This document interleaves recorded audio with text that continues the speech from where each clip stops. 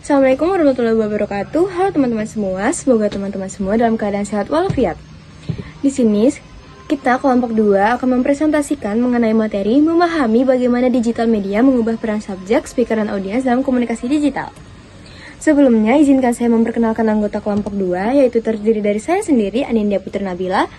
Selanjutnya ada Gavin Abizain, ada Jasmine Naswa, ada Rita Ardianti, dan juga ada Fitriana Fianti. Sebelum kita membahas tentang materi memahami bagaimana digital media mengubah peran subjek, speaker, dan audiens dalam komunikasi digital, kita akan sedikit membahas tentang materi yang sudah dijelaskan di pertemuan sebelum-sebelumnya, yaitu media baru, digital media, dan juga komunikasi digital. Media baru ialah suatu media yang digunakan untuk berbagai teknologi komunikasi dengan digitalisasi dan ketersediaannya yang luas untuk penggunaan pribadi sebagai alat komunikasi. Media baru ini muncul saat era digital dan bersifat dua arah dengan menggunakan budaya partisipasi. Jadi antara audiens dan juga speaker bisa saling berpartisipasi. Munculnya media baru banyak menyebabkan hoax yang bertebaran di media sosial, karena tidak adanya penyaringan atau gatekeeper yang menjaganya.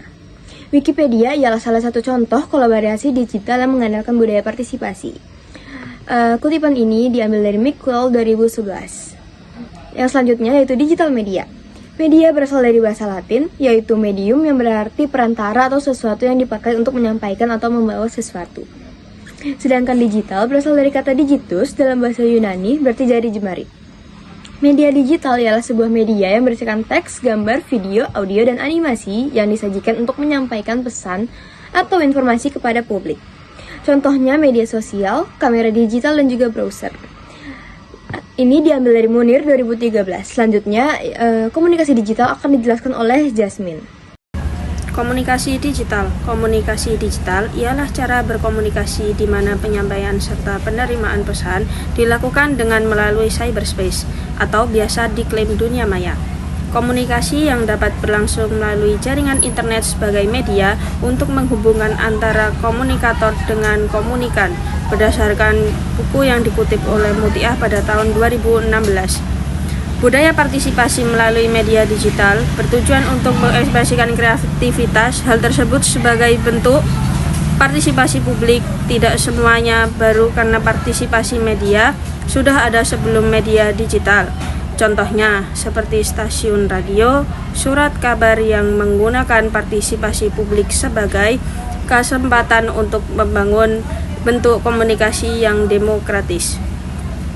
Oke, masuk kepada pembahasan selanjutnya, yaitu media digital mengubah peran subjek, yang dimana terdapat produsen pesan atau yang memproduksi pesan, kemudian ada konsumsi pesan atau yang menerima pesannya, setelah itu ada user atau pengguna. Pengguna mengambil peran sentral yang menjadikan setiap orang memiliki kesempatan untuk tidak hanya menikmati konten saja, tetapi mereka dapat membuat konten serta mengedit konten serupa.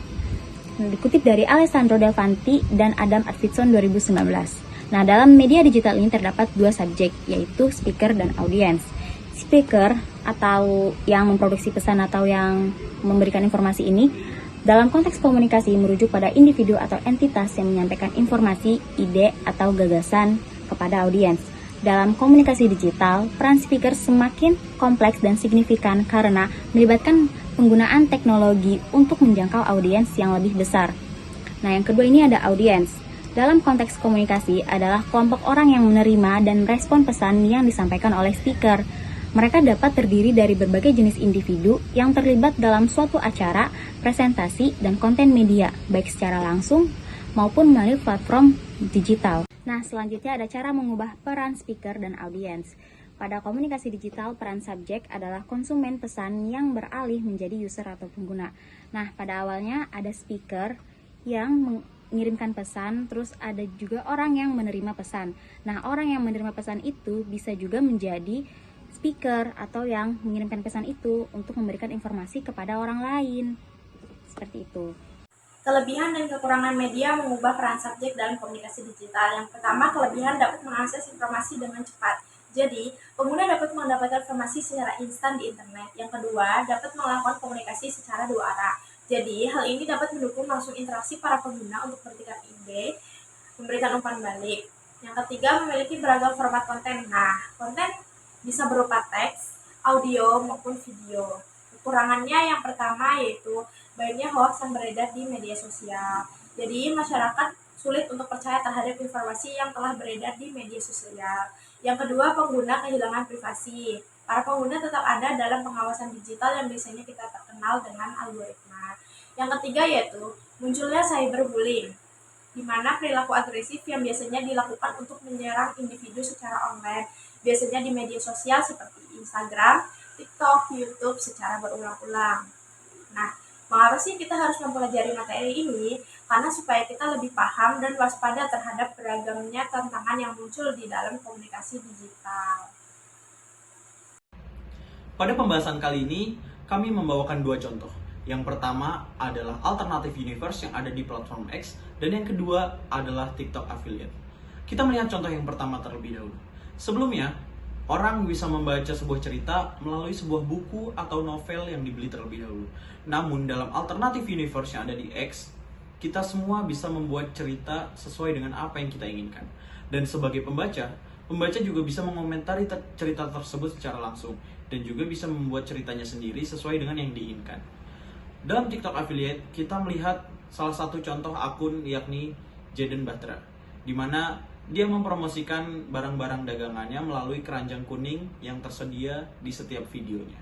Nah, kita sebagai penonton juga bisa mengomentari konten yang dibuat secara langsung. Selain itu, kita juga bisa turut serta untuk mendapatkan keuntungan dengan cara mempromosikan barang-barang yang dijual oleh Jaden Batra maupun konten kreator lainnya. Dengan cara kita juga menaruh keranjang kuning dalam video kita, sehingga kita juga turut aktif dalam berpartisipasi untuk menjadi afiliator di platform TikTok tersebut.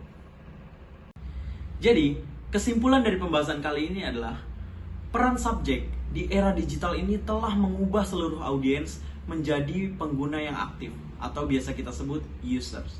Nah, di sini audiens tidak hanya bisa menerima pesan tanpa memberikan timbal balik. Namun, peran audiens yang telah berubah menjadi user ini bisa mengkritisi semua konten-konten yang telah dibuat oleh para kreator maupun pengguna lainnya. Mungkin itu saja yang dapat kelompok kami sampaikan. Kurang lebihnya mohon dimaafkan. Bila taufiq wal hidayah. Wassalamualaikum warahmatullahi wabarakatuh.